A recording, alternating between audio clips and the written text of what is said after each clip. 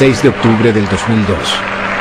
Miles de personas celebran la canonización del fundador del Opus Dei, una de las organizaciones más secretas e influyentes de la Iglesia Católica.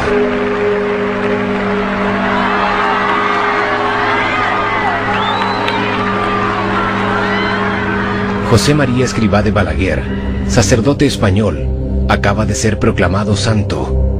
La época en que la obra era calificada de santa mafia o de secta ha llegado a su fin. Nadie parece recordar sus lazos con el franquismo ni con las dictaduras de América Latina. El padre. 4 rosarios, 10 euros. 4 por 10. Cuando le quieran. En Chile, Joaquín Lavín es uno de los pocos políticos que confiesa públicamente su pertenencia a la obra. Este padre de 7 hijos, economista neoliberal, ha sido en 2 oportunidades el candidato presidencial de la derecha dura. El Opus Dei dice querer santificar el mundo. Sin embargo, con frecuencia la obra es percibida como un lobby conservador que infiltra las altas esferas de poder.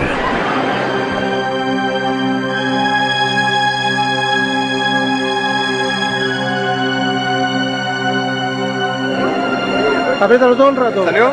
Ya. Muchas gracias, hermano. Chao. Gracias. ¿Y la Asunción?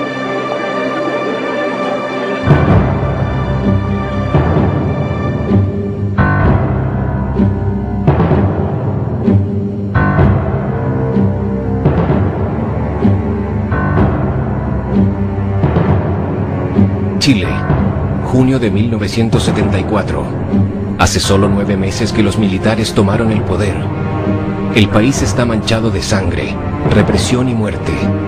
Es en estas circunstancias precisas que el fundador del Opus Dei visita el país. Monseñor Escrivá de Balaguer no viene a hablar de política. Él viene a visitar a sus hijos victoriosos, a tranquilizar la conciencia de esos buenos católicos deseosos de construir un nuevo país. Hay que comenzar una cruzada de virilidad y pureza, y esa cruzada es obra vuestra, dirá el padre. Primero, yo no he fundado el Opus Dei. El Opus Dei lo ha hecho, es cosa del Señor. Y yo no he sido más que estorbo. ¿Está claro? De modo que pido perdón al Señor conmigo por mi poca correspondencia, por mis pecados, pedir por los sacerdotes, por mis hermanos sacerdotes. Yo no conozco ningún sacerdote malo. Pero la realidad es que el mundo está muy revuelto. Escrivá permanece 11 días en Chile. Todas sus reuniones se realizan a puertas cerradas y terminan con una oración por las nuevas autoridades legítimas, es decir, Augusto Pinochet, autoproclamado presidente de la Junta, a escasos días antes de la llegada de Monseñor. Más de 30 años han pasado desde la visita del fundador a Chile. El Vaticano le concedió el estatuto jurídico de prelatura personal de la Iglesia Católica. Pero aún así, la obra continúa rodeada de secretos. En Santiago, es un rumor el que nos lleva a este edificio en obras. Al parecer, el Opus Dei estaría construyendo su nueva prelatura.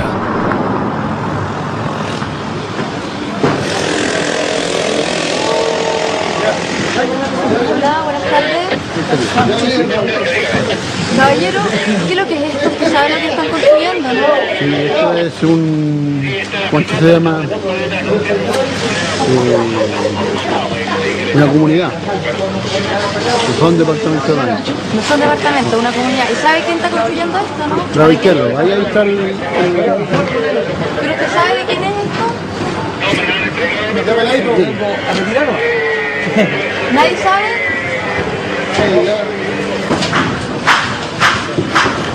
La nueva prelatura del Opus Dei no pertenece al Opus Dei. Es una sociedad anónima. Oficialmente la obra no posee ningún bien en Chile. La obra sería una institución pobre, solo rica de sus hijos. Todas sus empresas apostólicas, los colegios, institutos, centros de formación, pertenecen a sus miembros, cuya identidad no revelan. Quizá en esta tierra hay muchos hombres diciendo yo tengo la verdad, pero la verdad es una fuerza, la palabra de Dios.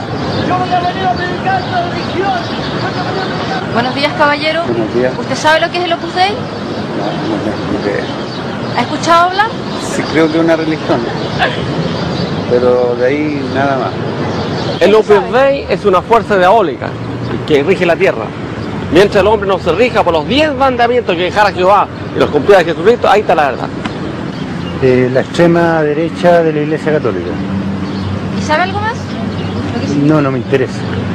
Escribá la que fue cómplice de la dictadura de Franco. Hizo persecuciones religiosas, incluso a los curas vascos, olvídese. A los curas catalanes, olvídese, y a algunos curas de acá también. Entonces, con ese caballero, ni a misa.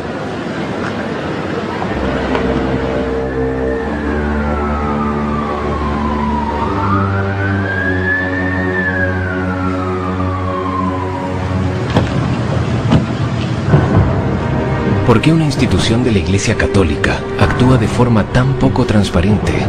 ¿Por qué genera tanta hostilidad? ¿Quiénes son los miembros del Opus Dei?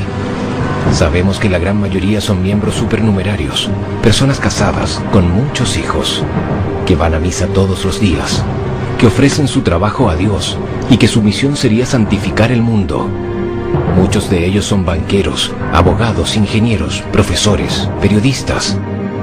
A todos el Padre les ha garantizado que pueden alcanzar la santidad en la vida ordinaria, sin tener que dejar la oficina ni renunciar a ganar dinero.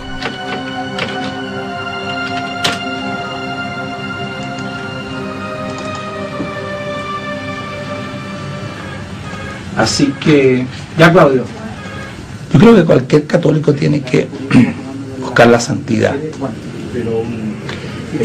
Y lo que aporta el Opus es una santidad muy aterrizada. Es la santidad en la vida ordinaria, en el contacto con la gente, en el trabajo bien hecho, en el respeto por lo demás, en hacer las cosas bien profesionalmente. Y no una espiritualidad beata. No se trata de eso. O sea, uno tiene sus expresiones de carácter espiritual muy claras, pero la santidad se busca en el trabajo diario, en las cosas que uno hace día a día, hacerlas bien y hacerlas en función del bien común, del prójimo.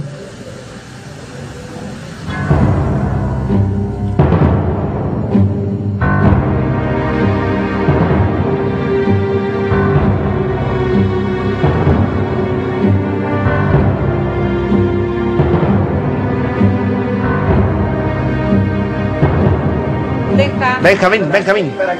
Benjamón. Bien. Un close-up. Del Padre, el Hijo y el Espíritu Santo. Amén. Bendícenos, Señor, a nosotros y a estos alimentos que recibimos de tus manos. Amén. Que el Rey de la Gloria Eterna nos haga partícipe del banquete celestial. Amén. El padre decía que una madre ya es santa después del 8º hijo. Jorge Alé tiene 12.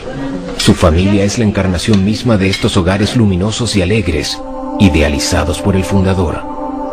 En el Opus Dei, los miembros casados forman la tropa, cuyo deber es engendrar los soldados de la milicia de Cristo, la tropa que obedece y propaga las ideas de la obra.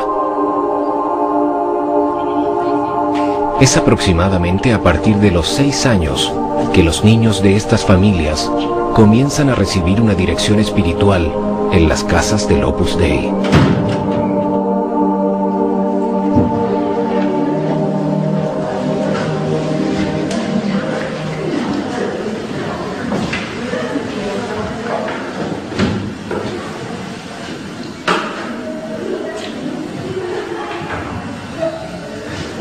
Siempre cuando venimos los martes que nos toca, hacemos unas charlas que nos enseñan cómo ser mejor, cómo ayudar al prójimo, a las demás personas y para poder llegar al cielo, bien. Y una vez al mes, los martes, una vez al mes en vez de charla tenemos meditación, como una charla con el Padre. Quiero ser profesora y tener harto hijos. Y también quiero ser del Opus Dei.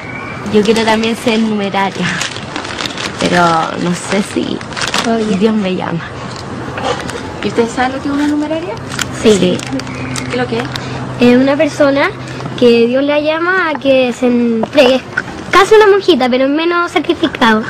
Y que vive en una casa común y corriente, con un oratorio, y no se pueden casar tampoco. Y también es de la obra, Opus Dei.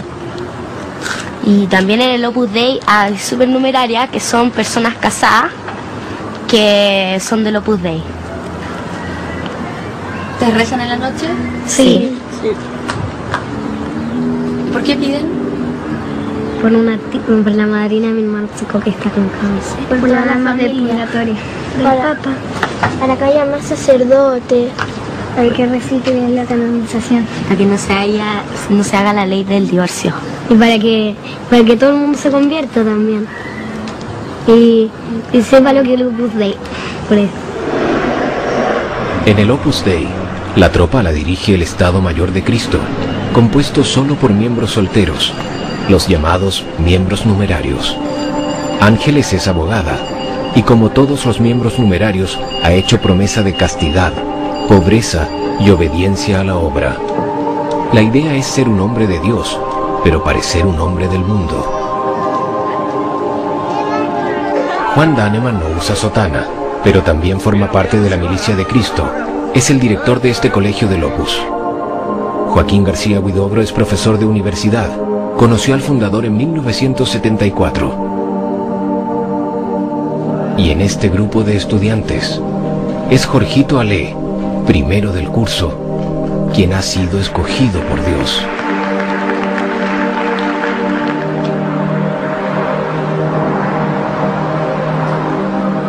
En todo el mundo, los numerarios y sacerdotes de la obra viven en casas comunes y corrientes.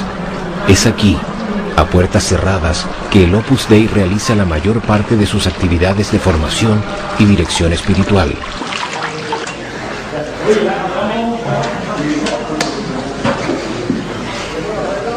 Nicolás tiene 23 años. Es uno de los 7 numerarios que vive en la casa. Se levanta a las 6 de la mañana para rezar. Ofrece su día al Señor, va a misa diaria y usa un cilicio metálico para mortificarse e identificarse al sufrimiento de Cristo. Está por acá. Así que aquí tenemos un computador, pero está bien. Mi pieza, nada tan espectacular, pero decente por lo menos, con estos libros. Vamos. ¡Oh, Cristóbal! Emoción máxima. La misión de Nicolás es acercar a Dios a los adolescentes que frecuentan su casa. Todos los años, el 19 de marzo, entrega una lista con el nombre de los jóvenes susceptibles a hacerse numerarios. Los sábados, Nicolás acompaña a su tropa para enseñar el catecismo en los barrios populares y así propagar las ideas de la obra. Respecto de este tema, el padre precisa: al apostolado vas a someterte, a anonadarte, no a imponer tu criterio personal.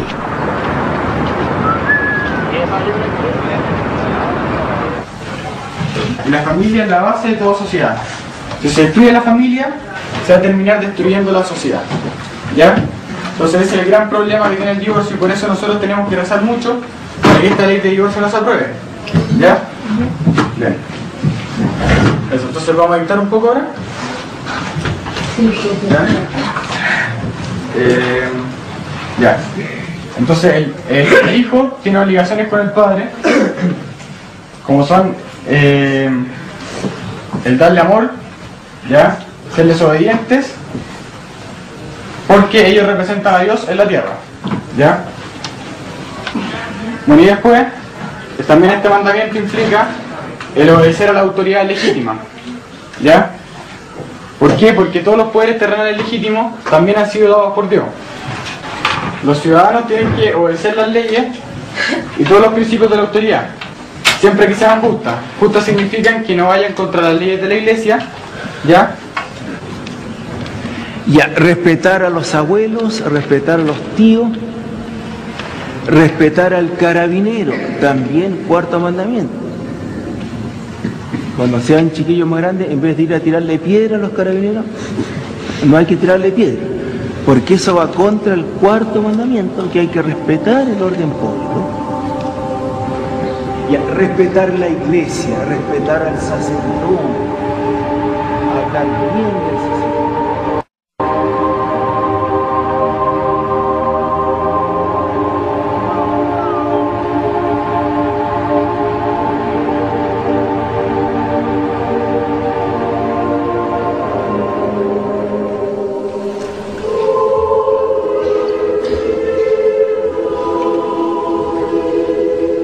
Hoy se celebra la misa en memoria de Jaime Guzmán, ideólogo máximo de la dictadura, cerebro gris de Pinochet. Jaime Guzmán, un ferviente católico, admirador de Franco, fue el creador de la UDI, el partido de extrema derecha católica al cual pertenece Joaquín Lavín. La misa fue organizada por este hombre, Gonzalo Rojas Sánchez, historiador, miembro numerario del Opus Dei, fanático defensor de la dictadura, director honorario de la Fundación Pinochet. Para muchos chilenos, los herederos de Pinochet integrantes de la UDI y el Opus Dei estarían estrechamente ligados. El Opus Dei dice no tener fines políticos, pero hay visiblemente una contradicción entre lo que pretenden y lo que la sociedad percibe.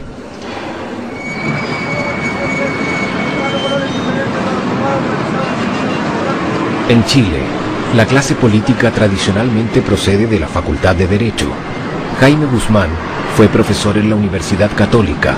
Curiosamente, Gonzalo Rojas Sánchez y otros miembros de la obra enseñan en esta facultad. Y es aquí donde reclutan a los posibles líderes políticos del mañana, como Luis Alejandro Silva. Digamos, mi convicción de que puedo aportar mucho en la política es mucho más fuerte desde que soy numerario que antes. Y también si tú te metes en el trabajo de cualquier numerario que se empeña por ser santo de verdad, el trabajo está bien hecho. Entonces uno podría pensar que efectivamente hay un afán por conquistar el mundo.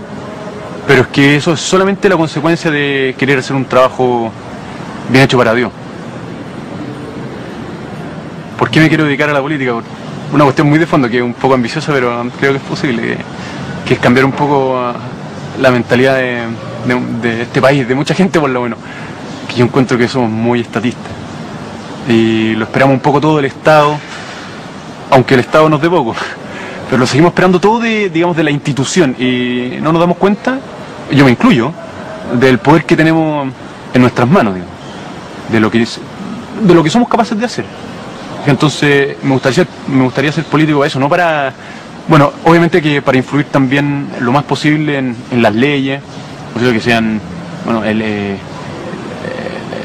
leyes acordes con la moral, digamos, pero también por esta cuestión de fondo, ¿sí? De, bueno, hacer que la gente crea más en sí misma, o sea, de lo que es capaz. ¿Es que tú puedes leer lo que tú quieras e ir al cine a ver lo que tú quieras? No. ¿Me puedes contar más? Es que eso va a sonar demasiado mal, prefiero no... ¿Pero es cierto o no es cierto? Sí, pues. Es el tema que me preocupa, por eso te lo pregunto. Bueno, es que yo te respondería que leo lo que yo quiero y no voy al cine. Eso es lo que yo te respondería.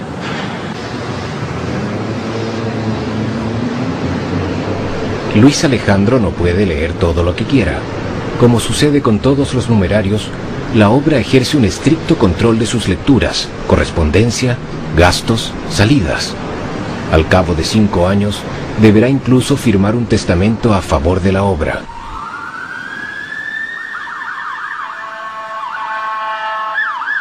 Luis Alejandro decidió asociarse al Opus Dei sin discutir previamente con su padre, un abogado que no comprende el hecho que su hijo haga promesa de obediencia, castidad y pobreza a una institución que se dice de naturaleza laica. ¿Ya? Cuando él se metió a los Opus, yo le mandé una carta en que pueden haber resúmenes de todas estas cosas, una carta bastante larga, en la que yo le daba todas mis razones, que se las había dado verbalmente, pero quería dejarlas por escrito. Y lo único que le pedí es que no se la mostrara a nadie del Opus. Le dije, no se la vaya a mostrar, pensando en el Cura Ibáñez, que es impresionante, inteligente. Y yo dije, o sea, a mí me saca a duelo el padre Ibáñez, y sacamos los dos las espadas, y en 2 toques me tiene contra la pared. O sea, yo con él, le dije, con él yo no voy a debatir. Porque yo tengo una prerrogativa, le dije, yo tengo un derecho que nadie tiene. soy tu padre. Y ese derecho lo voy a ejercer. Y aquí está, este es mi testimonio. Pero esto no es para debatir con el Opus, porque el Opus me revienta. O sea, son gente muy preparada, son gente estudiosa, son gente realmente de una capacidad intelectual superior al normal, si eso no cabe duda. Prueba de ello es la organización que tienen, cómo lo han hecho, las cosas que logran. O sea, son realmente fuera de serie. Entonces yo con eso fuera de serie no entro al debate porque salgo derrotado. Y yo en general cuando entro a pelear con alguien es porque quiero ganar.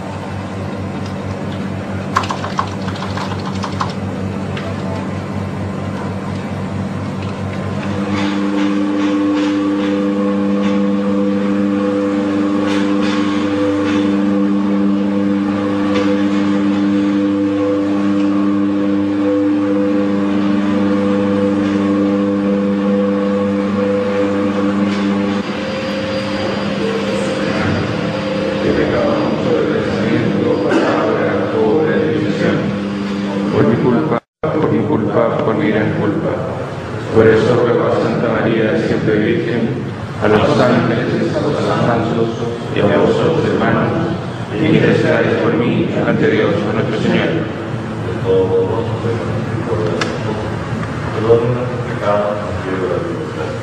Amén.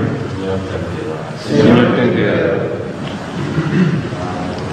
Entrar al corazón del Opus es entrar a un mundo de oración, de obediencia y disciplina.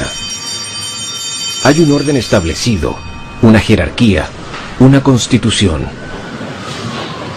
Respecto de las reglas internas de las residencias, el fundador escribía: los que viven en la residencia no hablan para nada con las personas del servicio doméstico, ni saben sus nombres, y tampoco las ven nunca, ni siquiera las que sirven la mesa.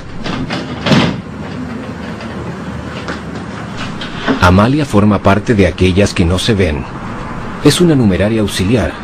Amalia ha hecho promesa de castidad, pobreza y obediencia a la obra, pero está consagrada exclusivamente a las labores domésticas dentro de las casas del Opus. El trabajo de la Virgen María lo llama ella. Amalia, como muchas de las numerarias auxiliares, proviene de una familia modesta, pero esto no la exime de entregar todo su salario a la obra. ¿Qué quiero de la vida? Que mucha gente se acerque a Dios y se salve. ¿Qué crees tú que se necesita para salvarse? Creer en Dios, evidentemente vivir los mandamientos y vivir en gracia de Dios. Nada más. ¿Y para ser santo tú quieres ser santo? Sí, quiero ser santa. Pienso que es para lo que Dios me ha llamado.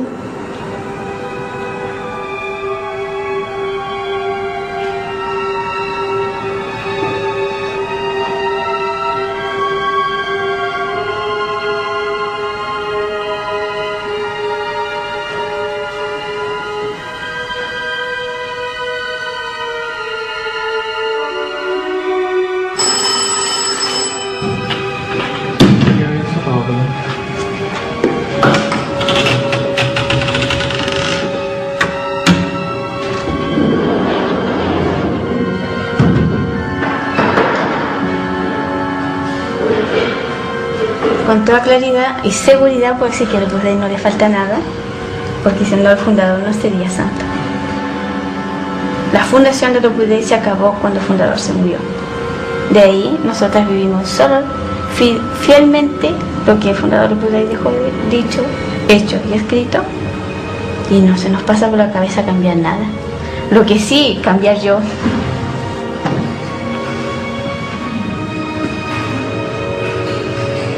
Como el Padre escribió en Camino, obedecer camino seguro, obedecer ciegamente al superior, camino de santidad, obedecer en tu apostolado, el único camino, porque en una obra de Dios el Espíritu ha de ser, obedecer o marcharse. El Opus Dei dice que para entrar al Opus la puerta es pequeña, que no es fácil, pero que para salir están grandes y abiertas. En la práctica, numerosos testimonios de ex miembros de la obra cuentan que han sufrido una gran presión psicológica y espiritual para evitar que dejen la institución.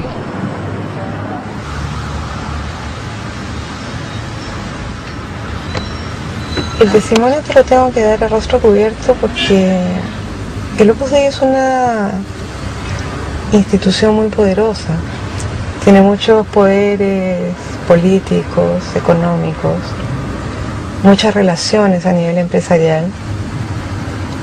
Los métodos que él utiliza cuando hay gente que no está de acuerdo y cuando hay gente que hablaba en contra de ellos es de difamarlo. Y yo la verdad que no me quiero arriesgar a eso, sobre todo a nivel profesional.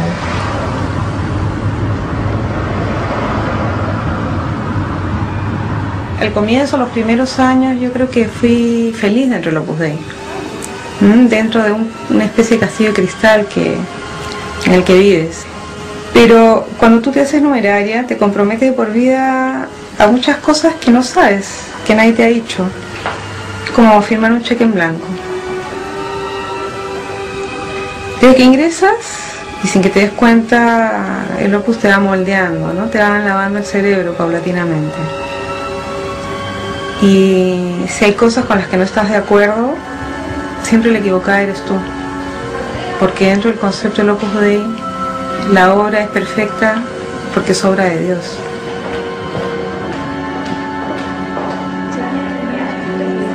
Y en ese contexto hubo cosas con las que yo no estaba de acuerdo. Por ejemplo, con la coacción que había que ejercer sobre las jóvenes, sobre las niñas que iban a las casas para que pidieran ser numerarias, siendo que muchas no querían serlo, ¿no?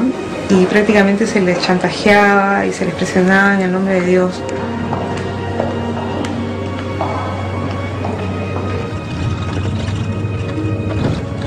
No estaba de acuerdo y no estoy de acuerdo, por supuesto, ahora.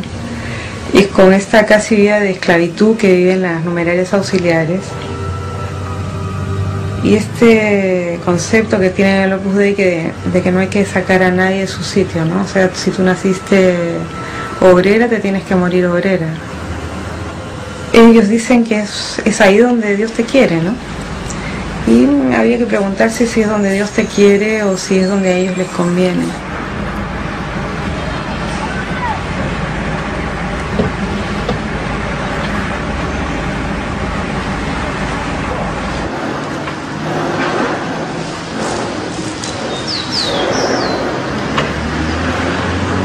En Camino, el fundador escribió: ¿qué afán hay en el mundo por salirse de su sitio? ¿Qué pasaría si cada hueso, cada músculo del cuerpo humano quisiera ocupar puesto distinto del que le pertenece?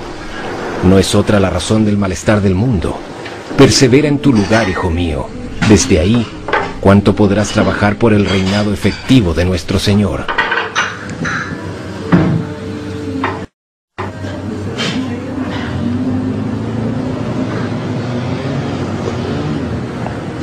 Bueno, yo entré a trabajar acá a los 18 años, me venía saliendo del colegio recién, entonces tenía toda la ilusión de volver a estudiar, de seguir estudiando. Pero aquí, como están los niños chicos todavía, la señora Carolina me dijo que no, que más adelante. No me dijo que no, me dijo que podía ser más adelante, cuando los niños estuvieran más grandes. Entonces ahí, cuando había que iba pasando el tiempo, yo le iba recordando, y así momentos, hasta que de repente salió que estaba esta Fontanar, que pertenece al Opus Dei también, que estaban dando curso de capacitación. Entonces empecé yo a ir a clase los días miércoles a capacitación. Bueno, aparte de hacer cosas ricas, pasteles, tortas, queques, todas esas cositas ricas, aprendí el amor al trabajo, el amor a la familia y el amor a Dios. El amor a los demás, aprender a hacer las cosas bien, aprender a hacer las cosas con cariño para los demás. Eso aprendí en Fontanar.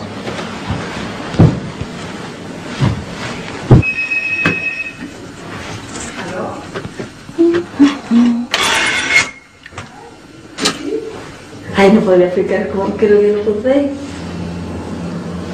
Una espiritualidad, puedes decir, una forma de enfrentar la vida, de sentirse hijos de Dios y de la mano de Él y siguiendo un poco lo que nos enseñó Monseñor Escrivá de Balaguer. Sí, porque es como difícil explicarlo así como muy elevado, es decir, para llevarlo a la vida simple, no sé, sencillamente para mí el Opus Dei es algo que nos enseña a hacer bien otras cosas, a tener el anhelo de llegar al cielo, de ser felices con cosas sencillas. Eso, para mí el Opus Dei es eso.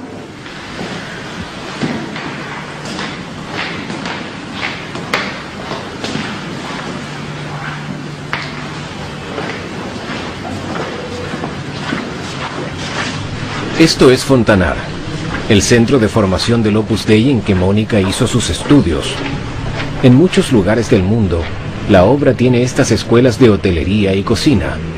La idea es formar buenos empleados y propagar el mensaje de la obra, la santificación a través del trabajo ordinario.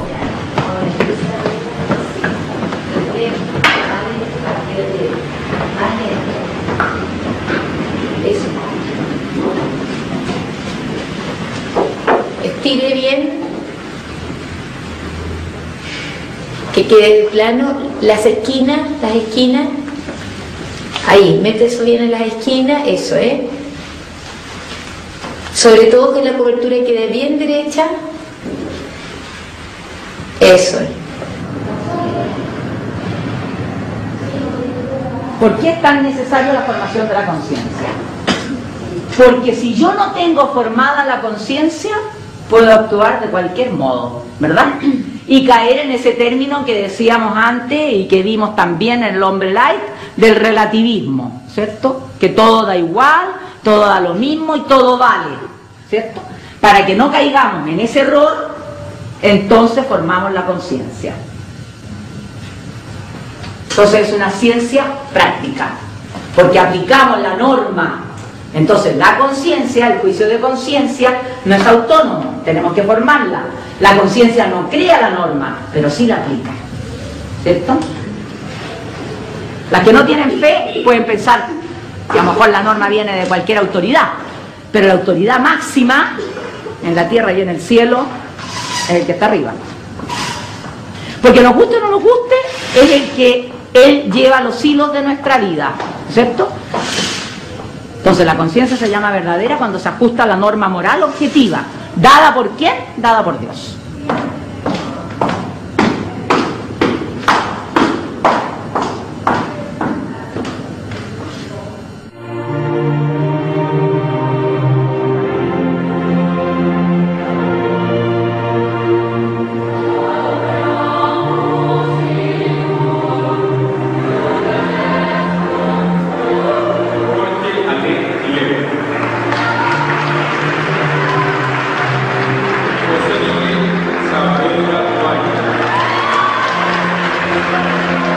Sabemos que la labor principal de la obra es formar la conciencia de la élite del país. Los miembros del Opus Dei poseen buenos colegios. Estas escuelas son caras y están reservadas exclusivamente a familias católicas bien constituidas. Pero la formación de la milicia de Dios no se termina aquí. Es en uno de los barrios más caros de Santiago que el Opus Dei ha construido su propia universidad, la Universidad de los Andes.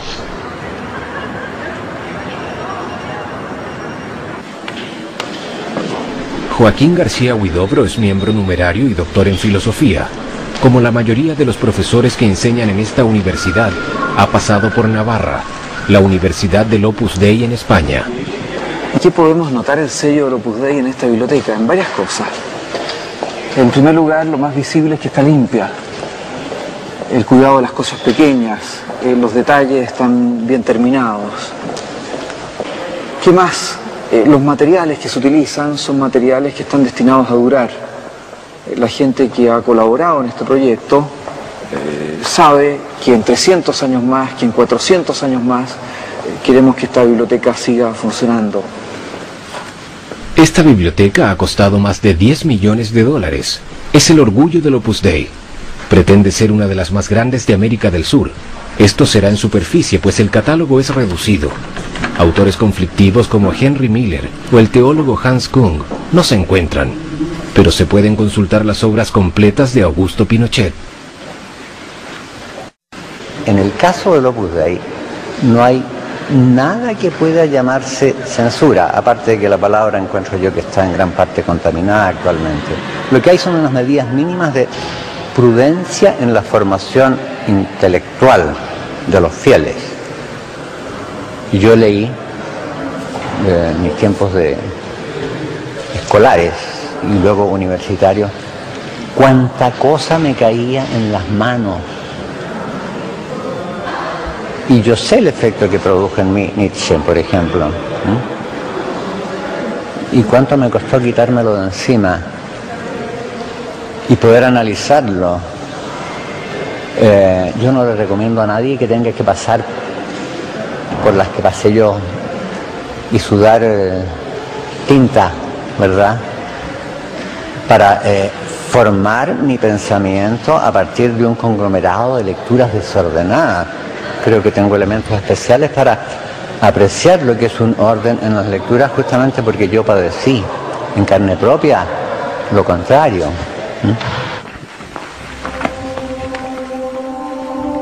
No es solo para proteger valiosas obras que esta biblioteca fue construida. El lugar también sirve como sala de recepción de visitas ilustres para las más grandes fortunas del país. La obra necesita dinero para sus empresas apostólicas y los empresarios encuentran en el Opus Dei una institución en que el éxito económico y personal, lejos de ser estigmatizado, es promovido y celebrado.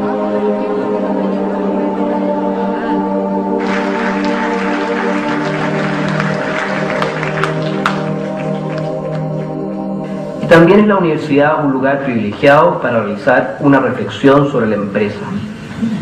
Esta reflexión, ayuda a explicar al resto de la sociedad en qué consiste la tarea del empresario y por qué resulta imprescindible y beneficiosa. Entre las características de los países subdesarrollados no solo se encuentra el analfabetismo, la desnutrición o la falta de tecnología. Una de las señales más notorias del subdesarrollo consiste en no saber valorar el aporte de las empresas y los empresarios.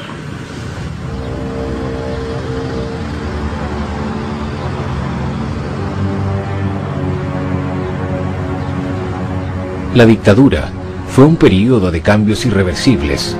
No fue solo un período de terror y sangre. Esta también significó la imposición brutal del modelo neoliberal. Los buenos índices macroeconómicos solo benefician a un 20% de la población. El Opus Dei no es una institución de caridad, sin embargo participa a la santificación de los más necesitados. En La Pintana, uno de los barrios más pobres de Santiago, los miembros del Opus Dei han construido esta escuela técnica modelo. Nocedal es un colegio precioso. Los chicos tienen una cancha de fútbol, su propia orquesta de cuerdas y los alumnos y padres del barrio están felices. Nocedal se ha convertido en la vitrina social del Opus Dei en Chile.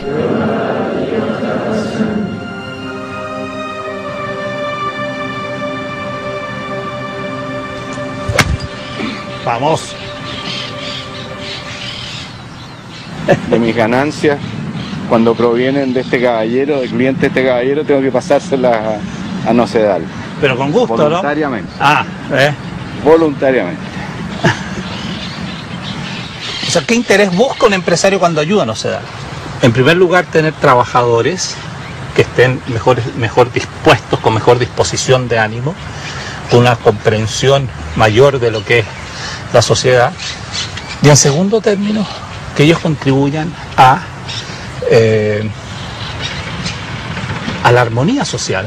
O sea, cuando uno tiene trabajadores que no están conscientes de su rol como personas, como ciudadanos, evidentemente va a crear gente que no está consciente, conforme, y eso trae como consecuencia una mayor nivel de conflictibilidad.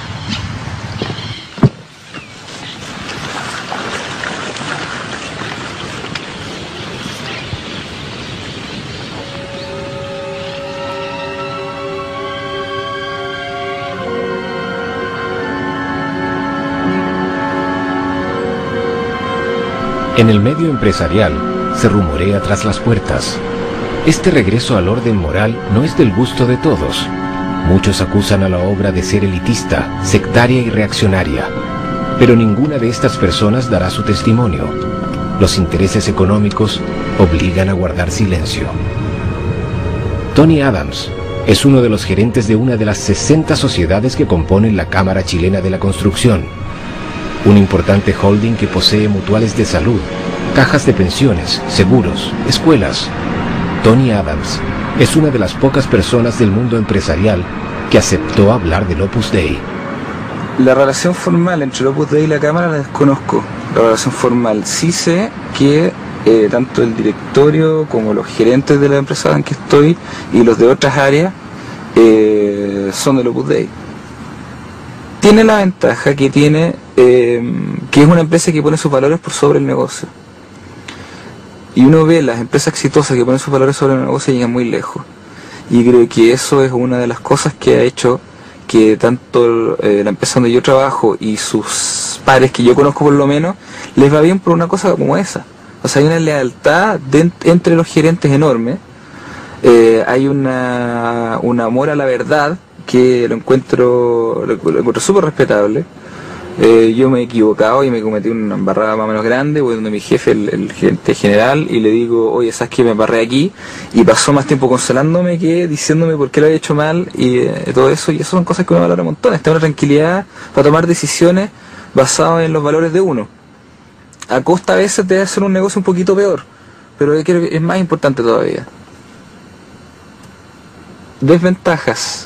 ¿A qué me refiero? Cuando tú tienes 100 personas pensando, estando de acuerdo en algo, y no digo 100, cada vez que hay miles, pero pongamos un número por decir 100 personas de acuerdo en algo, y esas personas son gerentes, y son todos con plata, y se ayudan entre sí, tienes un poder ahí.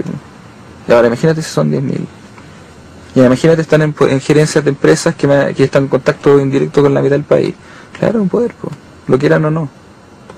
Lo quieren o no, y lo ejercen y crean, tienen influencia, tienen miedo, influencian entre sí, tienen una confianza entre ellos muy grande.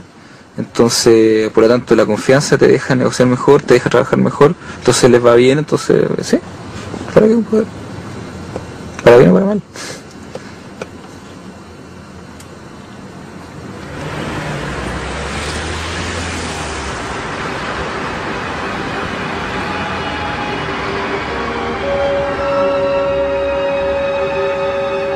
No es fruto del azar si encontramos muchos empresarios y ejecutivos ligados a la obra. Es en 1958, en España, que el Opus Dei decide crear el IS, su primera escuela de negocios destinada a los altos empresarios. Rafael Termes, numerario, y uno de los fundadores de esta escuela, escribía que el capitalismo había sido casi revelado por Dios. Bueno, el pago principal del préstamo. Well, I choose CESA because I've heard a lot of good things about it, and I also knew about the rankings in Financial Times. It has very high rankings. That's why I wanted to come to ESA. Also because they have a bilingual program that I think is very useful for the future, and very high level of the teachers. And did you know that it belongs to the Opus Dei? Yes, I was aware of it. And do you know something about it? I've heard a little bit about it, yes.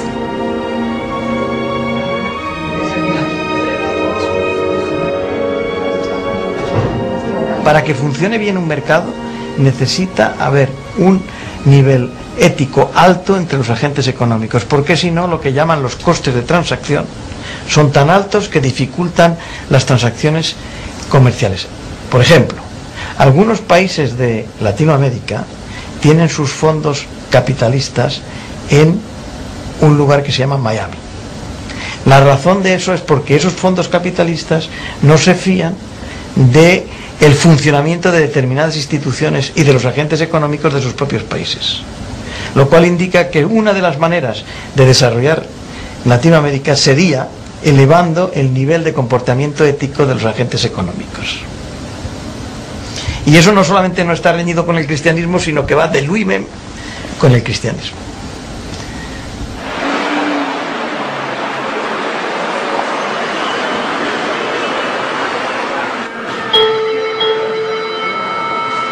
El Opus Dei nació en 1928, en los comienzos de la Guerra Civil Española, y crece y se expande bajo el régimen franquista. Con 19 ministros en la dictadura y después de notorios escándalos financieros, la restauración de la imagen de la institución se ha convertido en una prioridad. Esta mañana, el Opus organiza una conferencia de prensa para estrenar un DVD del santo. Padre, yo soy profesor universitario y con muchos católicos trabajamos mucho tiempo para conseguir la libertad de enseñanza. Y yo te diré que el tema que has tocado no es político, es religioso. Si fuera político yo no hablaría porque no digo más que tonterías si hablara de política.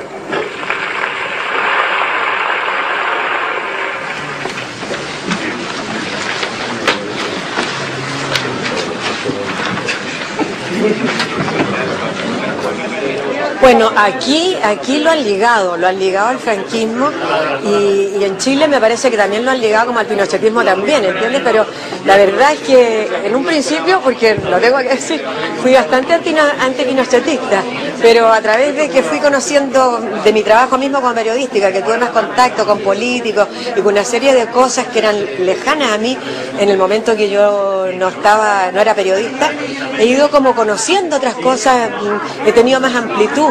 Respecto del pinochetismo, ¿ha cambiado su opinión también? Sí, por supuesto, claro que lo ha cambiado, porque a mí me parece que él hizo una labor, y no se le puede negar eso, una labor positiva para el país. Y la gente que se metía en la oposición, siempre el que se mete en una oposición, sabe a lo que va, o sea que de víctimas no pueden ir porque están haciendo algo que ellos creen hacer y saben muy bien en lo que están haciendo.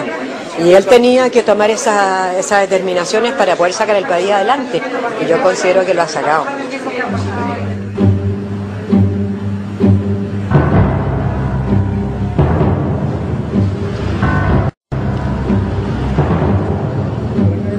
Orlando Poblete, rector de la Universidad Los Andes, fue secretario general de Pinochet. Pero en la universidad no se habla de política, se evita cualquier conflicto. Y si el profesor Pin en Madrid sugiere elevar el comportamiento ético de los agentes locales, en la Escuela de Negocios de esta universidad se dan seminarios para invertir el dinero en el extranjero, con una alta rentabilidad y sin pagar tantos impuestos. Y uno de los profesores fue Fernando Maturana, banquero chileno, implicado en el lavado de dinero del cartel de Juárez y en las cuentas secretas de Pinochet. Yo no conozco a ningún sindicalista del Opus. No conozco a nadie que esté en una posición importante en los sindicatos obreros de todo el mundo. No conozco a nadie que esté en una asociación, digamos, de filósofos, de teólogos. No hay ni un solo teólogo digno de tal nombre en el Opus, ¿no? Entonces, ¿dónde tienen su fuerza? En la posición de poder. En la posición de poder, suma de poder político y de dinero, que donde es el sitio ideal son las dictaduras, claro, evidentemente. La historia de Pinochet es bastante clara. ¿Cómo este tío puede haber amasado tanto dinero en silencio de los demás? Pues en ese silencio estaban los señores del Opus también. Como estaban en los bancos del Opus. La clave del Opus es siempre el secreto, como todas las organizaciones sectarias. Nunca contar la verdad, nunca contar los datos, solo hablar de principios. Y bueno, lo que pasa es que con eso no consiguen nada, porque los periodistas se aburren. Establecer el verdadero poder económico del Opus Dei es imposible, porque la organización se esconde bajo una nebulosa de fundaciones y sociedades anónimas. Por ejemplo, este lavaseco del centro de Santiago pertenece a un 85% a una tal Fundación Chilena de Cultura, y el otro 15% a Jorge Peña, miembro numerario, filósofo, domiciliado en la Universidad de los Andes. Y el dinero del Opus no es el único tema sensible. Es que son importantes para ti los valores republicanos.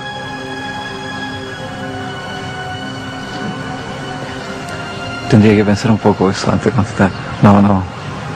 Yo soy muy lento a improvisar, entonces si me pregunta algo así de esa envergadura tendría que darme un par de días, digamos, me lo haces de nuevo.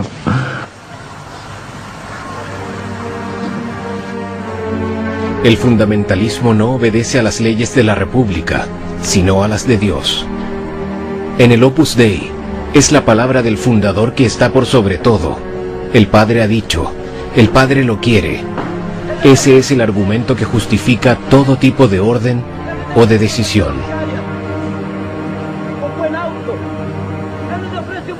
Yo sé que a lo mejor en la forma de mi camino cristiano, digamos, va a haber muchas otras personas que tienen otros caminos tanto mejores que el mío y que son diferentes. Y tú tienes que aceptarlos, respetarlos, quererlos. Y además, cuando tú gobiernas, la gran mayoría de las decisiones, que son las decisiones que uno tiene que tomar todos los días, como alcalde o como presidente, son decisiones que no tienen que ver con estos temas, son decisiones técnicas. Entonces, por ejemplo, si tú tienes que subir los impuestos o bajar los impuestos, es una cuestión técnica. No tiene nada que ver con la formación religiosa que tú puedes tener. O si, no sé, pues si tú crees que hay que invertir la plata en el proyecto A o en el proyecto B. Eso no tiene nada que ver.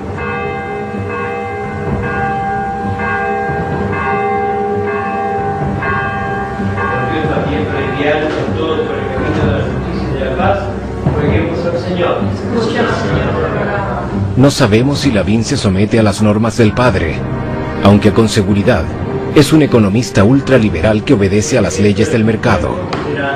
Lavín pudo haberse convertido en el primer presidente Opus Dei en el mundo. En todo caso, la obra no necesita a Joaquín Lavín para cumplir su misión. Con cerca de 90.000 miembros repartidos en más de 80 países, el Opus Dei es sin duda uno de los movimientos más poderosos de la Iglesia Católica.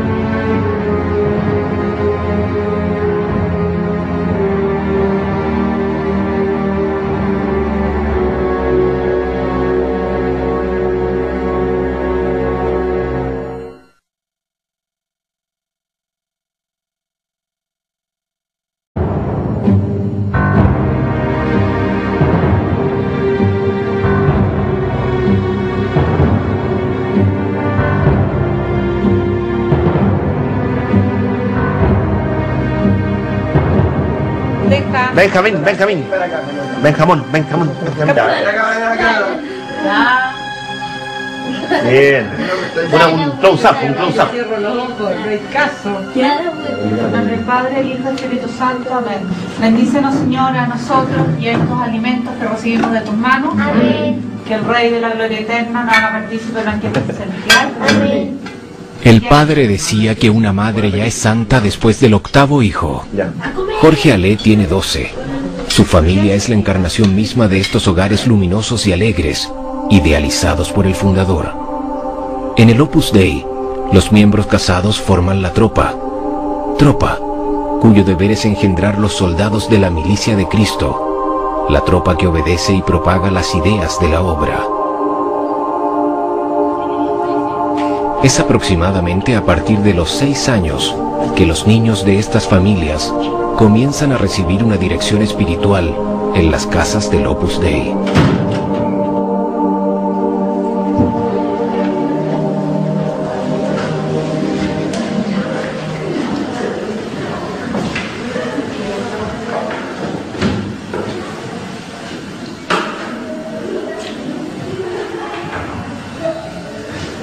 Siempre cuando venimos los martes que nos toca, hacemos unas charlas que nos enseñan cómo ser mejor, cómo ayudar al prójimo, a las demás personas y para poder llegar al cielo, bien. Y una vez al mes, los martes, una vez al mes en vez de charla tenemos meditación que...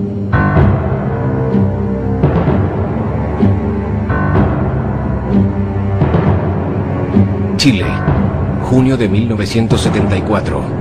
Hace solo 9 meses que los militares tomaron el poder. El país está manchado de sangre, represión y muerte. Es en estas circunstancias precisas que el fundador del Opus Dei visita el país. Monseñor Escrivá de Balaguer no viene a hablar de política. Él viene a visitar a sus hijos victoriosos, a tranquilizar la conciencia de esos buenos católicos deseosos de construir un nuevo país. Hay que comenzar una cruzada de virilidad y pureza, y esa cruzada es obra vuestra, dirá el padre. Primero, yo no he fundado el Opus Dei. El Opus Dei lo ha hecho, es cosa del Señor. Y yo no he sido más que estorbo. ¿Está claro? De modo que pido perdón al Señor conmigo por mi poca correspondencia, por mis pecados, pedir por los sacerdotes, por mis hermanos sacerdotes. Yo no conozco ningún sacerdote malo, pero la realidad es que el mundo está muy revuelto. Escrivá permanece 11 días en Chile. Todas sus reuniones se realizan a puertas cerradas y terminan con una oración por las nuevas autoridades legítimas, es decir, Augusto Pinochet, autoproclamado presidente de la Junta, a escasos días antes de la llegada de Monseñor. Más de 30 años han pasado desde la visita del fundador a Chile. El Vaticano le concedió el estatuto jurídico de prelatura personal de la Iglesia Católica. Pero aún así, la obra continúa rodeada de secretos. En Santiago, es un rumor el que nos lleva a este edificio en obras. Al parecer, el Opus Dei estaría construyendo su nueva prelatura.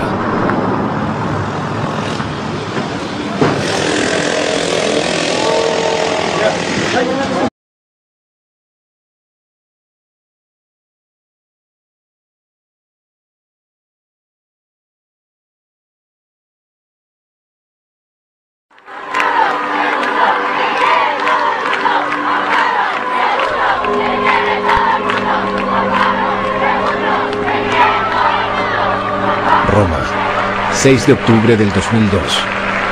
Miles de personas celebran la canonización del fundador del Opus Dei, una de las organizaciones más secretas e influyentes de la Iglesia Católica.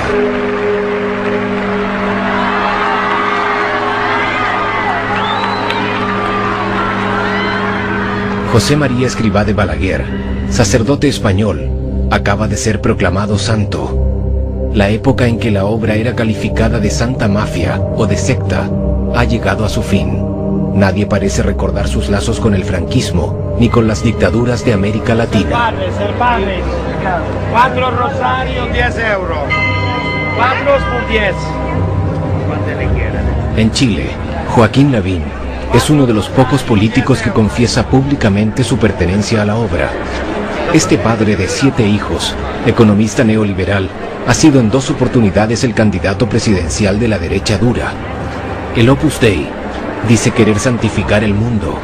Sin embargo, con frecuencia la obra es percibida como un lobby conservador que infiltra las altas esferas de poder.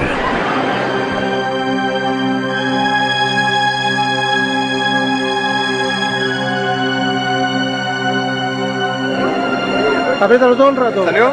Ya. Muchas gracias, hermano. Chao. Gracias. ¿Y la Asunción?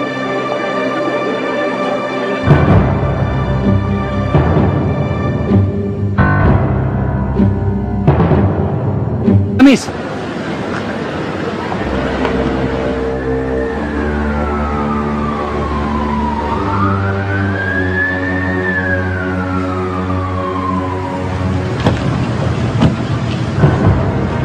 ¿Por qué una institución de la Iglesia Católica actúa de forma tan poco transparente? ¿Por qué genera tanta hostilidad? ¿Quiénes son los miembros del Opus Dei? Sabemos que la gran mayoría son miembros supernumerarios, personas casadas con muchos hijos, que van a misa todos los días, que ofrecen su trabajo a Dios y que su misión sería santificar el mundo. Muchos de ellos son banqueros, abogados, ingenieros, profesores, periodistas. A todos el Padre les ha garantizado que pueden alcanzar la santidad en la vida ordinaria, sin tener que dejar la oficina ni renunciar a ganar dinero.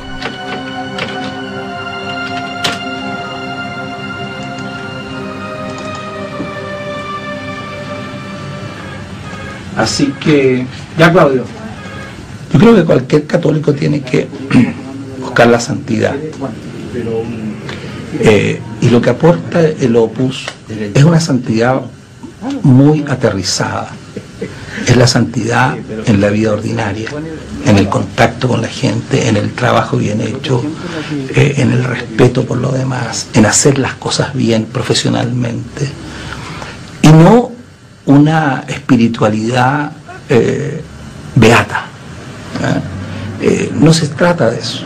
O sea, uno tiene sus expresiones de carácter espiritual muy claras, pero la santidad se busca en el trabajo diario, en las cosas que uno hace día a día, hacerlas bien y hacerlas en función del bien común, del prójimo.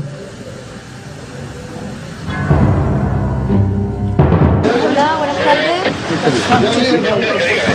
Caballero, ¿qué es lo que es esto? ¿Usted sabe lo que están construyendo, no? Sí, esto es un... ¿cuánto se llama? Una comunidad. No son departamentos de baño. No son departamentos, una comunidad. ¿Y sabe quién está construyendo esto, no? Lado izquierdo, ahí está el... ¿Pero usted sabe de quién es esto? ¿Nadie sabe?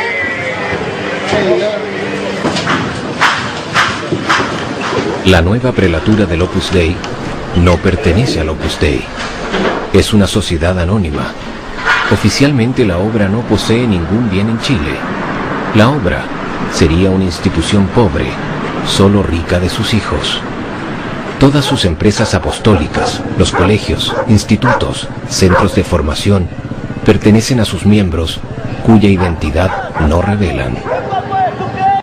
Quizá en esta tierra hay muchos hombres diciendo yo tengo la verdad, pero la verdad es una fuerza, la palabra de Dios. Yo no he venido a predicar esta religión. Buenos días, caballero. Buenos días. ¿Usted sabe lo que es el Opus Dei? No tengo idea. ¿Ha escuchado hablar? Sí, creo que es una religión, pero de ahí nada más. El Opus Dei es una fuerza diabólica que rige la tierra. Mientras el hombre no se rija por los 10 mandamientos que dejara Jehová y los cumpliera Jesucristo, ahí está la verdad. La extrema derecha de la Iglesia Católica. ¿Y sabe algo más? No, no me interesa. Escribá la que fue cómplice de la dictadura de Franco. Hizo persecuciones religiosas, incluso a los curas vascos, olvídese. A los curas catalanes, olvídese, y a algunos curas de acá también. Entonces, con ese caballero,